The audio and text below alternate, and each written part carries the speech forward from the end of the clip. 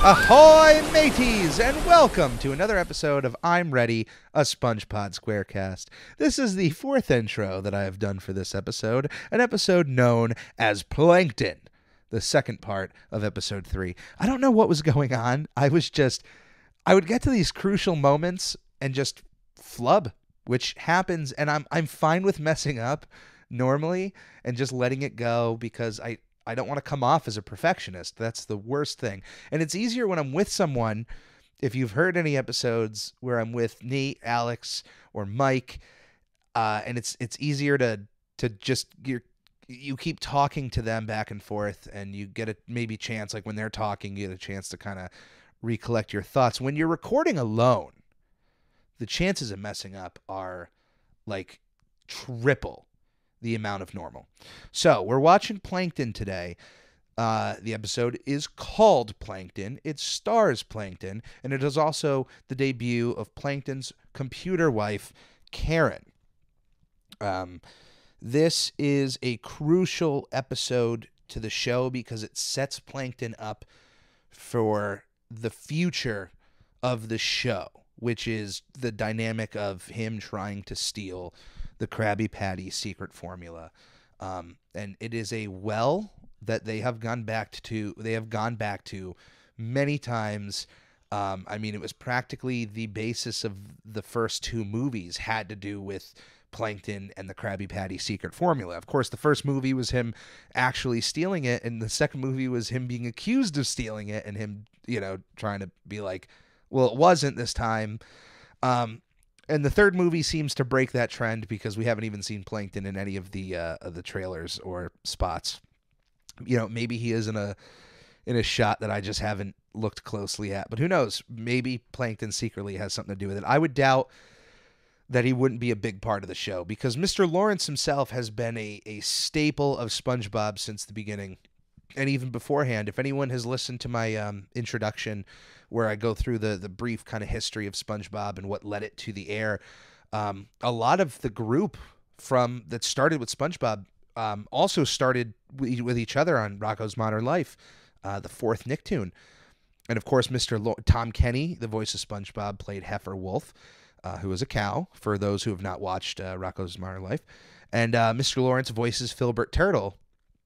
And of course, Steven Hillenburg worked on that show, and then brought these two men over with him to work on SpongeBob after Rocko was done. And Mr. Lawrence has become an absolute staple in terms of creative and writing for this show. I believe up until this day, he is a massive force behind this show. Not the guy like solely running it, but definitely one of those like first mate, those anchor people that it's always good to have them around because they're always going to have good ideas, and man, is Mr. Lawrence one of the big ones. And this is the episode that even though he's worked on previous episodes, this is the episode that set him up as a voice actor for Plankton, which he swears he won in a contest, in an auditioning contest held at the beginning of production of SpongeBob. And I mean, I can't imagine how else Plankton would sound. I love the way he sounds. He just sounds angry all the time. And you would think having a voice like that would kind of be one-dimensional, but he brings so many other parts to Plankton. You feel bad for the guy at some points. Like, he's obviously evil, or he comes off as evil. He's always trying to do negative things, but he always gets that proverbial pie in the face, the egg on his face. He's never going to get his way, and even when he does, he loses. He doesn't have that great of a life, and in the episodes where you kind of find out his life before the chum bucket, it isn't that great either. So, but he's an endearing character. He's one of those bad guys that you love having around, even though they're a bad guy. I can think of so many other countless shows where a bad guy becomes just as popular as any of the other heroes. I mean, even look at other Nicktoons. Danny Phantom, Vlad Plasmius is just as cool as Danny because he is a guy dealing with the same situation and has a connection with the family that kind of makes it awkward that he's around. And it's just perfect that he's there, because when he's there, you know everything is clicking perfectly. Like, oh my God, this is working, and this is great television. And Plankton kind of fills that too. Of course, not as much of a cynical edge as Vlad Plasmius trying to steal Danny's mom, but that is a topic for a whole other show and a whole other possible podcast down the road. Anyway, so we are going to start the show in just a moment. I'm going to, I will say this probably in every episode. Usually at this point, if I have a guest with me, we will watch the episode together so they don't have to talk over it, so they can enjoy it. It's kind of that moment for fans. They can relive an episode, and for people who have never watched SpongeBob, this is their moment to watch it. I'm alone right now, obviously. Actually, that's a lie. Here's our special guest, Captain Eric. I am still alone. So yes, I'm going to take the break here, and we will come back and watch SpongeBob SquarePants together. The episode Plankton. 2,000 years later. Hey there. Did you miss me? That was an incredible break. For you, it would be a few seconds, and for me, it was also a few seconds. Oh, the wonders of production. I could be lying right there, and I could have been away for hours. I could have come back to this recording weeks from now, and for you it's just a second, but I'm not gonna lie to you. I didn't move an inch other than to take a drink. So anyway, as usual, for anyone watching along, if you want to watch the episode with me, you feel free to do so. This is on the complete first season DVD. It is on the first 100 episodes DVD set. I am watching this on Amazon Prime. So if you have Amazon Prime, you get the first few seasons of SpongeBob completely for free. And this being the second episode of the show, there is no intro song, although we get to enjoy the outro. So I am starting it in the episode Plankton. 3, 2, 1, and start. This was, and I will tell you from personal experience, I don't remember when SpongeBob first started the thought of a villain or what a villain could be. But this episode completely changed my mind on that. And it's not even that much of a villainous thing. It literally is just him trying to steal something that hurts 3 people. It hurts 1 person at least, and 3 people at its most. Plankton stealing the Krabby Patty secret formula obviously hurts crabs. But SpongeBob and Squidward, he could always hire if he was just like, I have the secret formula now, you can come work at the Chum Bucket. Yeah. Oh, look, the Krabby Patty was behind his nose. That joke already passed. I'm just now like realizing like he just pulled a Krabby Patty out of Squidward's nose, and Squidward says he never likes Krabby Patties. I wonder, Plankton, obviously, I would like to see episodes of Plankton trying to steal the formula before SpongeBob got there. Obviously Krabs stopped him here, but I kind of want to see those moments when it was just Mr. Krabs and Squidward working at the Krusty Krab, and Plankton was trying to steal the Krabby Patty secret formula then. I wonder what college he went to. That's probably, you know what? Look, SpongeBob fan here. There was a certain season where I just stopped paying attention. Like, I have to watch every new episode. And especially in the last 4 years, I haven't had cable where I live. It's basically internet streaming and whatnot. So, it's been a bit, tough knowing when to watch new episodes or how to. That is a weird SpongeBob laugh. I can't ignore that. So I haven't kept up. So maybe at some point you actually hear about Plankton's college. But that was also as part of a reason to start this show for me personally, was not only to do something SpongeBob related and to get my love for SpongeBob out to the world, but also to give me an excuse to watch the episodes I've never seen before and then give you my honest critiques of them. I love this idea. They toy with this a lot in the beginning seasons of Plankton trying to be friends with SpongeBob or trying to just kind of talk to him and get the Krabby Patty secret formula that way. Obviously, he gives that up at some point and just realizes this guy's never going to be a friend for me. I like when he puts the hat on his thumb. I'm not ahead at all. I know that it's coming up, and it's one of those things that I kind of laugh at. Dorg Lawrence with that incredible voice. Here he goes. The Golden Spatula, which is a MacGuffin for future like SpongeBob video games. The first standalone SpongeBob video game is was it Super Sponge? No, it's the Game Boy one. Like Legend of the Golden Spatula. That is the first standalone one, and then it's Super Sponge on the PS1. This little birthday cake with the fire. That's got to be the first time fire has appeared underwater. A step stool. Hot dog. He wants a Krabby Patty. It is hinted that Plankton is simply lying to SpongeBob that his birthday is tomorrow so he can trick SpongeBob into giving him Krabby Patties. This is further hinted when he says, "Gee, and I thought you were stupid." Look at his little butt. You can see the crack in Plankton's butt right there. Oh my goodness. I have never realized that.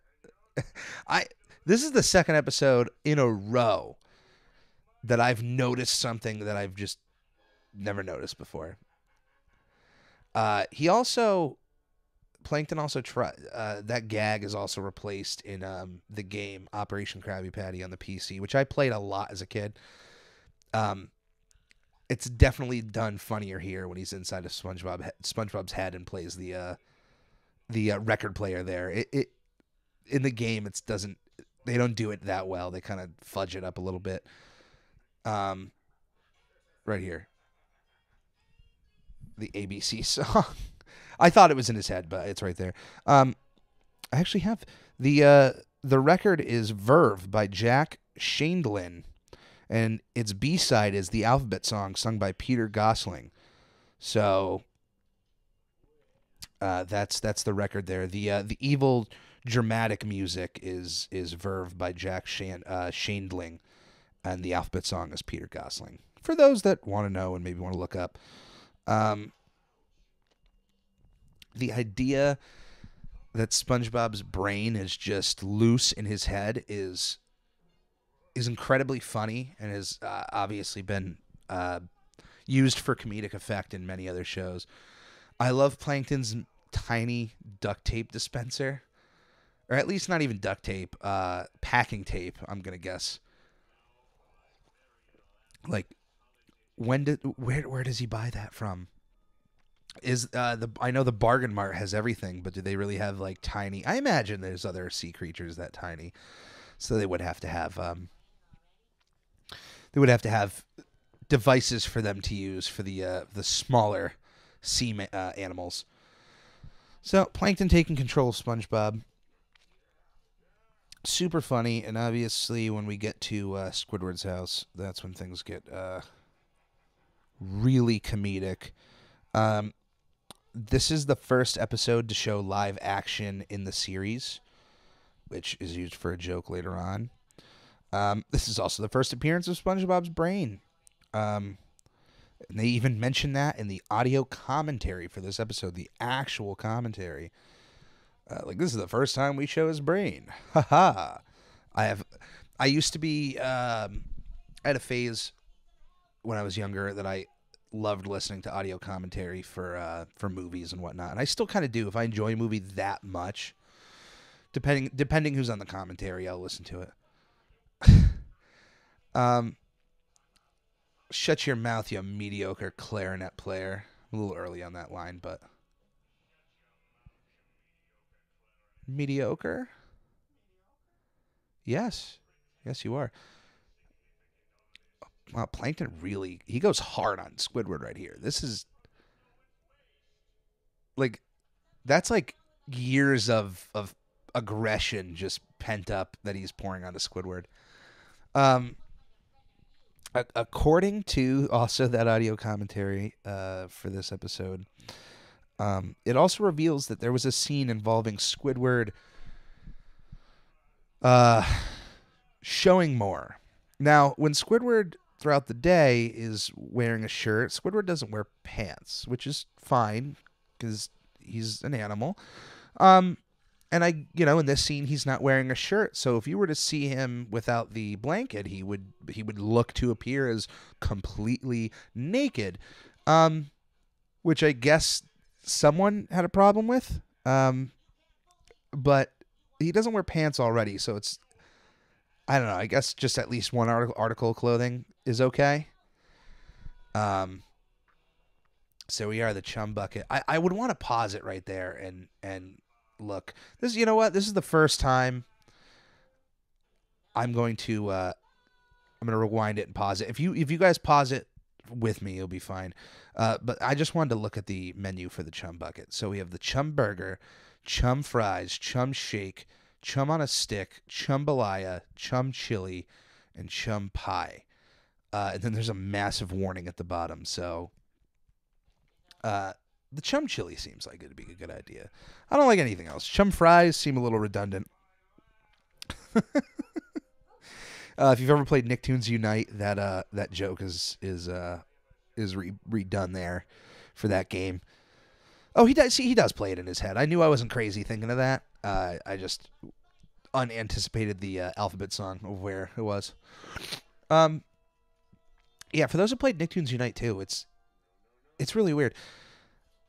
Obviously it's SpongeBob, Danny Phantom, Timmy Turner, and Jimmy Neutron against their four main villains, which is Plankton, Vlad Plasmius, Professor Calamitous, and Mr. Crocker. 3 out of the 4 of those want to rule the world, and the fourth one, which is Plankton, just wants the Krabby Patty secret formula. He seems out of place. Like, even though he's a villain, obviously that's his goal to get the formula. And in the SpongeBob movie, he does do more and takes over the world. But it just seems like sometimes he has more aspirations of like taking over the world, and other times it's just like, I want a really successful restaurant.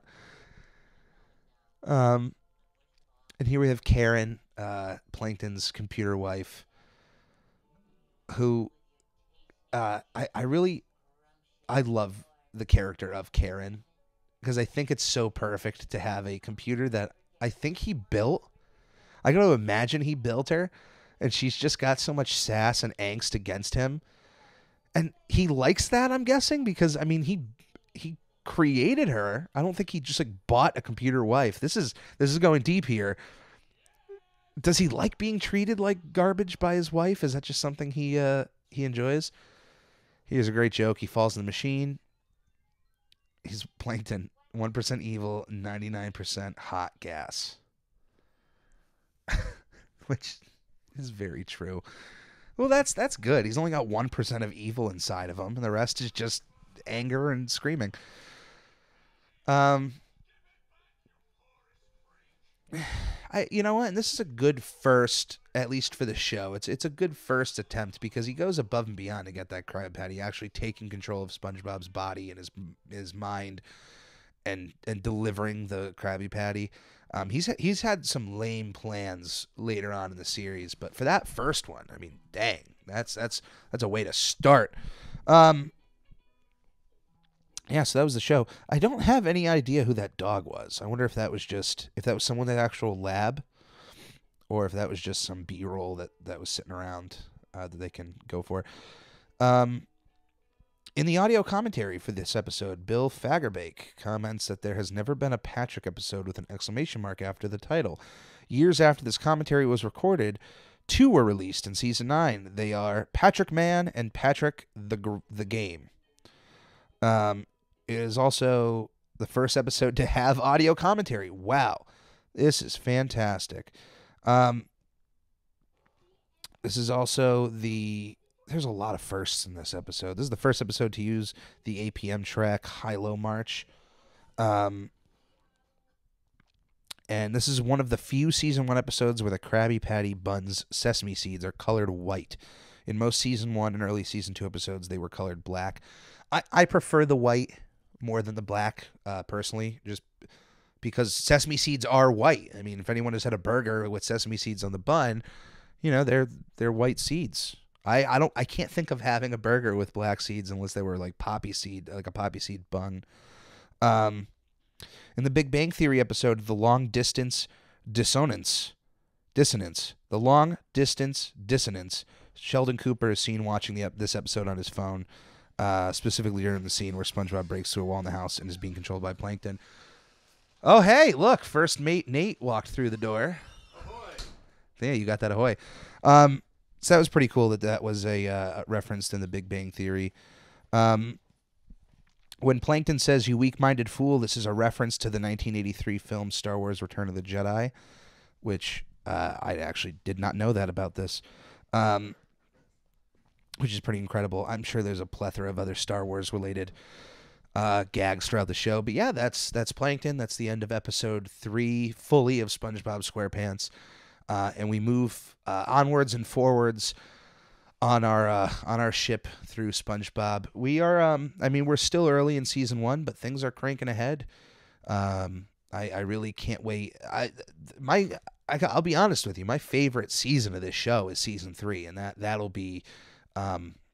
I've told people who don't like SpongeBob, like, the best season of television animation of any show is the 3rd season of SpongeBob SquarePants. From every episode is gold. So I honestly can't wait till we get there into those episodes. But we're starting out fresh here. We're moving forward, and I believe we have been introduced to all of the main characters. We have not been introduced to all of the secondary characters like Pearl and Mrs. Puff, but those episodes are coming. But we have seen our core characters here now with Plankton. So thank you all for listening. You can follow the show on various forms of social media. On Instagram, we are at SpongeBob Podcast. On Twitter, we are at I'm Ready Podcast. You can find the show on Facebook. You can find the show on YouTube. Definitely pay attention to all forms of social media. We'll be posting up when we will start live streaming the video games very early next year, in 2020, depending on when you listen to this. And you can also try and find me in the SpongeBob official fan group known as Goofy Goobers. I am in there, and I make some few posts and whatnot. So definitely, if you ever see me on any of those platforms, stop by, say hi, give me your thoughts on the show. I will try to respond to as much as I can. So thank you for listening to this episode, and we'll see you next time.